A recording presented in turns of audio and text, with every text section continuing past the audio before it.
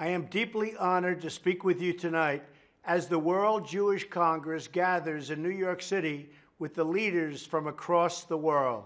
Today we're reminded of this organization's long and heroic history fighting for the Jewish people. Your brave leaders warned the world of the planned atrocities that sought to extinguish an entire people. On Yom HaShoah, we look back at the darkest chapter of human history.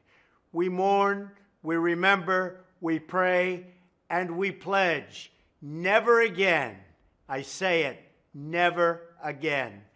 The mind cannot fathom the pain, the horror, and the loss. 6 million Jews, 2/3 of the Jews in Europe, murdered by the Nazi genocide.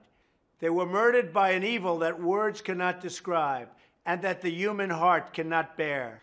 On this Holocaust Remembrance Day, we tell the stories of the fathers, mothers, and children whose lives were extinguished and whose love was torn from this earth.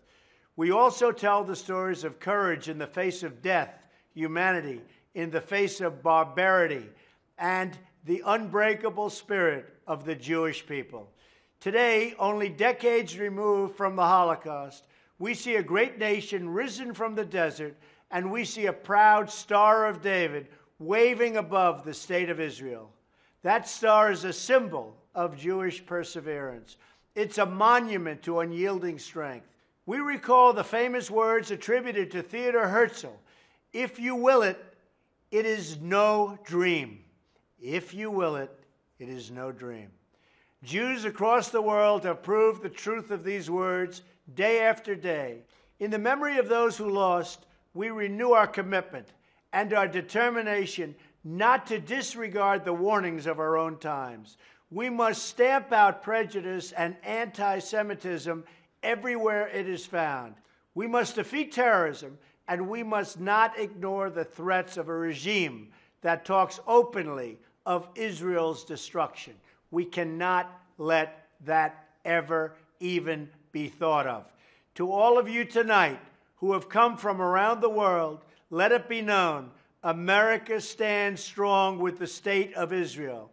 The meaning of that state for so many is captured by the words of a German Jewish musician. Escaping Germany before 1937, he settled in the ancient land of Israel. Sometime later, he received a visit from a British official who found him living in a hut with only his piano for company. The official recognized the musician, and he said, "This must be a terrible change for you."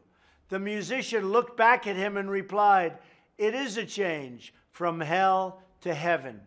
Many of you here today help fulfill the same dream, the dream of Israel for millions, a dream that burned in the hearts of oppressed and fallen, and which now draws the breath of life from a joyous people each and every day. Thank you, and God bless you all.